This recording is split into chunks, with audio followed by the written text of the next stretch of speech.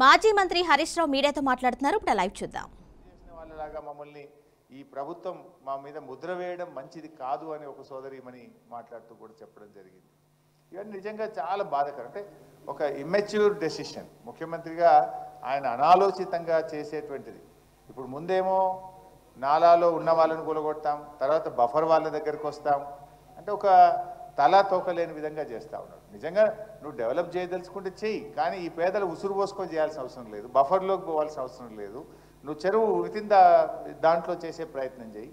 I demand Revanth Reddy, దయచేసి మీరు అఖిలపక్షం పిలవండి, అన్ని రాజకీయ పార్టీలను పిలిచి మాట్లాడిన తర్వాతనే మూసీ మీద ముందుకు పోవాలని చెప్పి నేను రేవంత్ రెడ్డి గారి ప్రభుత్వాన్ని డిమాండ్ చేస్తూ ఉన్నా. రాష్ట్రంలో అందరి ఒపీనియన్స్ తీసుకో. డెవలప్మెంట్ చేయడానికి ఇంకా చాలా ఇష్యూస్ ఉన్నాయి మనకు చేయడానికి. ఇలా కేసీఆర్ గారు ఉంటే హైదరాబాద్లో ఎన్నో ఫ్లైఓవర్స్ కట్టినారు, అండర్ పాస్లు కట్టినారు, ఐటీ తీసుకొచ్చారు, ఇండస్ట్రీ తీసుకొచ్చారు, మంచినీటి సమస్య పరిష్కరించారు, కరెంటు సమస్య పరిష్కరించారు, సీసీ కెమెరాలు పెట్టారు, లా అండ్ ఆర్డర్ బాగా తెచ్చి ప్రజలకు రక్షణ కల్పించారు, ఎస్టీపీలు కట్టి మూసీని శుద్ధి చేసి స్వచ్ఛమైన నీళ్లు మూసీలో వెళ్ళే విధంగా చేశారు. కానీ ప్రజల్ని నొప్పించే ప్రయత్నం చేయొద్దు కదా. అభివృద్ధి అనేటువంటిది పేద ప్రజల కన్నీళ్ళ మీద అభివృద్ధి జరగకూడదు. అభివృద్ధి అనేది ప్రజలకు మేలు చేసే విధంగా ఉండాలి, పేదలకు సహాయం చేసే విధంగా ఉండాలి. కానీ పేదల ఉసురు పోసుకునే విధంగా వాళ్ళు నేను ఒక అమ్మ చనిపోయినట్టుగా పేపర్లు చదివాను. ఏం పేరు? అంజలి కాదు, పెద్దమ్మ ఒక ఆమె, 3 బిడ్డల కోసం బుచ్చవ్వ. సో అమ్మ పాప 3 బిడ్డలకు ఇల్లు కట్టించిందట, పెళ్ళిళ్ళు చేసింది. ఆ ఇల్లు కూలగొడితే నా బిడ్డల భవిష్యత్తు ఏమవుతుంది, అల్లుళ్ళు ఏమంటారు అనే బాధకు తట్టుకోలేక ఉరేసుకొని చనిపోయింది. ఇది బుచ్చమ్మ ఆత్మహత్య, ఇది రేవంత్ రెడ్డి ప్రభుత్వం చేసిన హత్య. ఇది అనాలోచిత తుగ్లక్ నిర్ణయాల వల్ల ఈ అమ్మ ఆత్మహత్య చేసుకోవాల్సి వచ్చింది. ఇంకొక చెల్లె కూడా గుండెపోటుతో చనిపోయింది. ఇల్లు కూలగొడితే అన్న వాళ్ళ ఇంటికి పోయి అక్కడ ఉండి గుండెపోటుతో ఒక అమ్మాయి చనిపోయినట్టుగా కూడా పేపర్లో చదివాం. ఇందాక ఒక అమ్మ మాట్లాడుతూ కూడా అంటుంది, ఎప్పుడు గుండె అయిపోతుందో, రాత్రి మళ్ళీ తెల్లారుతుందా లేదా, అసలు నిద్ర మేము లేస్తామా లేవమంత భయంతో బతుకుతున్నాం బిడ్డ అంటుంది అమ్మ. ఇవన్నీ కూడా ఒక పిచ్చి నిర్ణయాలు, అనాలోచితమైనటువంటి నిర్ణయాలు ఈ ప్రభుత్వం తీసుకుంటుంది. నిజంగా చెప్పాలంటే హైడ్రా అంటున్నాడు.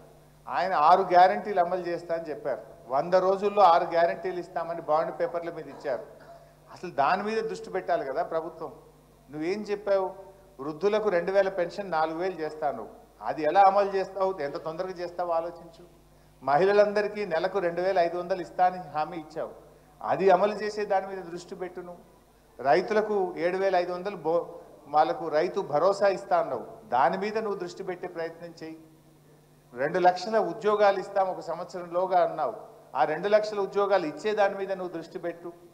ప్రజలకు నువ్వు ఎన్నో హామీలు ఇచ్చావు, ఇచ్చిన హామీల మీద దృష్టి వదిలిపెట్టి పేదల ఇండ్లు కూలగొడతా అని హైడ్రా పట్టుకొని బయలుదేరిండు. నువ్వు చేయాల్సిన పని ఏంది? నువ్వు ప్రజలకు ఎన్నో హామీలు ఇచ్చావు. నువ్వు 100 రోజుల్లో చేస్తా అన్నావు, మొదటి రోజే సంతకం పెడతా అన్నావు. అవి మరిపించడానికి పొద్దున్న లేచి టీవీ పెడదామంటే కూలగొట్టుడే కనబడుతుంది, ఇంకేమన్నా కనబడుతుందా? ఇలా కొన్ని లక్షల మంది ప్రజలు మలేరియా, డెంగ్యూ, చికెన్ గున్యాతో బాధపడుతున్నారు. అసలు పారిశుద్ధ్యం పడకేసింది రాష్ట్రంలో. చెత్త చెదారం ఎత్తక గ్రామాల్లో, పట్టణాల్లో మురికి కూపాలైపోయి ప్రజలు రోగాల బారిన పడుతుంటే దాని గురించి పట్టించుకునే టైం రేవంత్ రెడ్డికి లేదట. ఇవాళ ప్రజలు ఎంత బాధపడుతున్నారు. అది ఇచ్చిపెట్టి కూలగొడతా అని తిరుగుతాడు.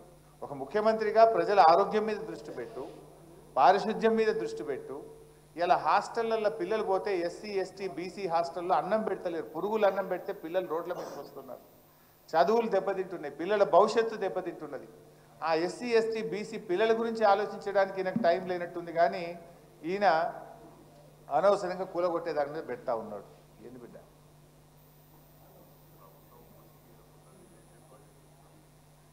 మా తమ్ముడు ఏమంటుండంటే పేదల ఇండ్లు కూలగొడతారట, కానీ ఈ మూసీ మీద పెద్ద పెద్ద రియల్ ఎస్టేట్ భవనాలకు పర్మిషన్లు ఇస్తారట. అంటే ఈ పేదలను కూలగొట్టుడెందుకు, బడా కంపెనీలకు నువ్వు ఇచ్చుడెందుకు? అంటే పేదల ప్రాణాలు తీసి నువ్వు కంపెనీలు కడతావా, నువ్వు రియల్ ఎస్టేట్ వ్యాపారం చేస్తావా? This is all not correct. So డెఫినెట్గా మీకు 3 విషయాలు మేము మీకు హామీ ఇస్తా ఉన్నాం. మా లీగల్ సెల్ ఇప్పుడు నేను మైక్ ఇస్తాను, కళ్యాణ్ గారు ఫోన్ నెంబర్ చెప్తారు, ఇక్కడ ఉంటారు రౌండ్ ద క్లాక్ 24 గంటలు న్యాయవాదుల బృందం తెలంగాణ భవన్లో ఉంటుంది. మీకు ఎందుకంటే ఒక్కొక్కరిగా మీరు వెళ్ళి కేసులు వేయాలంటే వేయలేరు, మీకు అనుభవం తక్కువ ఉంటుంది. తప్పకుండా న్యాయపరంగా హైకోర్టు నుంచి రక్షణ కల్పించడానికి మా న్యాయవాదుల బృందం మీకు పూర్తిగా సహకరిస్తుంది. ఇక్కడే భవన్లోనే ఉంటారు, మీరు ఎవరైనా రావచ్చు, కలవచ్చు, మీరు పేపర్స్ ఇవ్వండి, మేమే మీ తరఫున న్యాయ పోరాటం చేసి మీకు రక్షణ కవచంగా మేము నిలబడతాం. రెండు, మా శాసనసభ్యుల బృందం కూడా మీ దగ్గరకు వస్తాం. ఇలా కేటీఆర్ గారికి జ్వరం ఉంది బాగా, బట్ మా ఎమ్మెల్యేస్ టీం కూడా మీ దగ్గరకు వస్తాం, వచ్చి విజిట్ చేసి మీకు భరోసా కల్పించి ప్రభుత్వం మీద ఒత్తిడి పెంచేటువంటి ప్రయత్నం కూడా చేస్తాం. మూడవది, ప్రభుత్వం కూడా ఇలాంటి నిర్ణయం కొన్ని వేలు, ఒక ఇల్లు రెండు ఇల్లు కాదు, వాళ్ళకు 10-12 వేలని బయలుదేరినారు, కానీ 20-25 వేల ఇల్లు ఉంటాయి అంటున్నారు. ఈవెన్ మూసీ లోపల ఉండేటువంటి వాళ్ళు కూడా ఈరోజు ఉదయం ఎవరో నాకు ఫోన్ చేశారు, మేము ఒక ఇంట్లో 3 కుటుంబాలు ఉంటాం సార్, వాడు ఒక డబుల్ బెడ్రూమ్ ఇస్తా అంటే మేము ఎట్లా బతుకుతాం సార్, మేము ఇక్కడ 3 కుటుంబాలు 3 రూమ్లు వేసుకొని బతుకుతున్నాం, ఇల్లుకి ఒక ఇల్లు ఇస్తామంటే మరి మేము ఎట్లా బతకాలి అని చెప్పి అతను ఒక అబ్బాయి ఎవరో నాకు ఫోన్లో మాట్లాడుతూ ఉండే. ఇంకోటి ఏంటంటే డబుల్ బెడ్రూమ్ ఎక్కడో ఊరవతలు ఇస్తావు, నీ పిల్లలు ఇక్కడ చదువుతూ ఉంటారు, నీ ఉద్యోగం అక్కడెక్కడో పక్కనే పని చేసుకుంటూ ఉంటారు. అఫ్కోర్స్ మీరేమో మిడిల్ క్లాస్ ఉన్నట్టున్నారు, బట్ పేదవాళ్ళు కొంతమంది ఆ మూసీలో ఉండేవాళ్ళు ఆ దగ్గర ఇళ్లలో పని చేసుకుంటుంటారు, ఆటో నడుపుతుంటారు, రిక్షా దొక్కుతుంటారు, హమాలీ పని చేస్తుంటారు, లేదా అక్కడేదో చిన్న చిన్న షాపుల్లో, వెల్డింగ్ షాపుల్లో ఇంకెక్కడో పని చేస్తుంటారు. నువ్వు ఎక్కడో 30 కిలోమీటర్ల దూరంలో డబుల్ బెడ్రూమ్ ఇస్తే అక్కడి నుంచి ఇక్కడ రావడం ఎలా, బతకడం ఎలా, ఆ పిల్లలు ఎక్కడ చదువుకోవాలి, ఇవన్నీ ఆచరణ సాధ్యం కానటువంటివి, ప్రాక్టికల్గా నాట్ పాసిబుల్. అంటే ఇవన్నీ కూడా బతుకు తెరువును కూడా నడవాలి కదా. నువ్వు ఎక్కడో ఇల్లు తీసి పడేస్తా 30 కిలోమీటర్ల దూరం ఇల్లు ఇస్తా అంటే ఆయన బతికెలా నడవాలి, అక్కడ పని దొరుకుతుందా, అక్కడ ఉపాధి దొరుకుతుందా, అక్కడ కొత్తగా ఉద్యోగం దొరుకుతుందా, ప్రాక్టికల్గా అది ఎలా సాధ్యమవుతుంది? ఇవన్నీ కూడా ప్రభుత్వం ఆలోచించాల్సిన అవసరం ఉంది. బట్ పర్టికులర్లీ మీరందరూ కూడా ముఖ్యంగా అప్పులు తీసుకొని ఇల్లు కట్టుకున్నటువంటి వాళ్ళు, మీ అందరికీ బ్యాంకుల్లో ఈఎంఐలు ఉన్నాయి. ఇప్పుడు బ్యాంక్ వాడు ఏమంటాడు, ఖచ్చితంగా నీ ఇల్లు కూలిపోతే నాకేం సంబంధం, నువ్వు మాత్రం ఈఎంఐ కట్టాల్సిందే అంటాడు బ్యాంక్ వాడు. ఈఎంఐ ఎక్కడ కడతాము, కొత్తగా ఇల్లుకి ఎక్కడ కిరాయికి తీసుకుంటాము, పిల్లల ఫీజులు ఎక్కడ కడతాము, ఈ ఇల్లు ఎట్లా గడుస్తుంది, అసలు మొత్తం కుటుంబం కొలాప్స్ అవుతుంది. ఈ తుగ్లక్ పనుల వల్ల ఏమైందంటే మొత్తం జీవితం, ఒక కుటుంబం మొత్తం కొలాప్స్ అవుతుంది.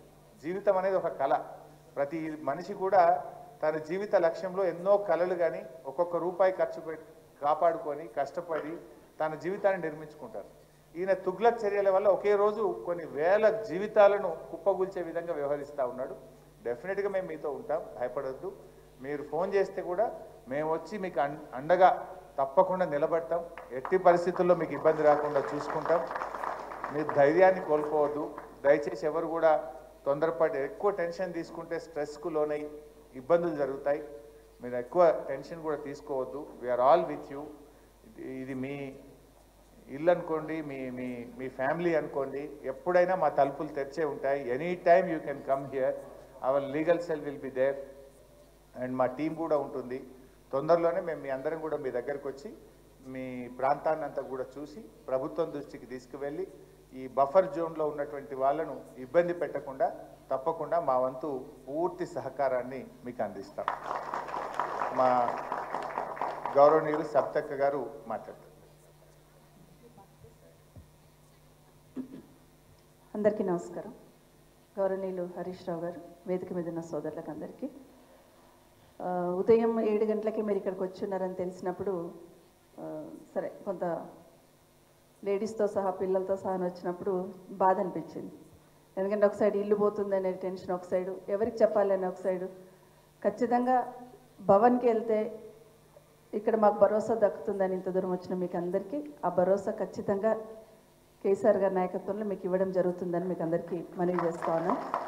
నిన్న సాయంత్రం నేను మాట్లాడుతున్నా, మా బాబు నేను మీ వాళ్ళతో కొంతమందితో మాట్లాడాను, నేను ఒక 2-3 నేను చెప్పాను కూడా, టెన్షన్ పడకండి, మిమ్మల్ని అట్లా అంత ఈజీగా మీ దగ్గరికి వస్తే మేము చూస్తూ ఊరుకోము. కేసీఆర్ గారు ఖచ్చితంగా మాకు ఒక డైరెక్షన్ ఇచ్చారు.